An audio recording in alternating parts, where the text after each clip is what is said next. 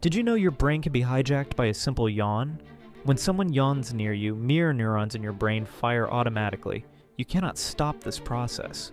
Your facial muscles begin contracting against your will, your jaw opens wide, your eyes water slightly. This is not about oxygen like scientists once thought. This is ancient mind control. Yawning contagion evolved millions of years ago as a social bonding mechanism. It synchronized our ancestors during critical moments like preparing for sleep or staying alert to danger.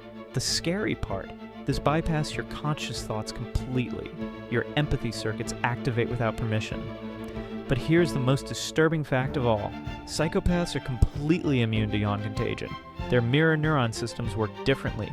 They can watch someone yawn repeatedly and feel absolutely nothing. No urge to yawn back, no automatic muscle response. Scientists use this as a test for empathy disorders. So next time someone yawns and you feel that unstoppable urge, remember this. Your brain just got hacked by an ancient survival tool that reveals how connected we really are.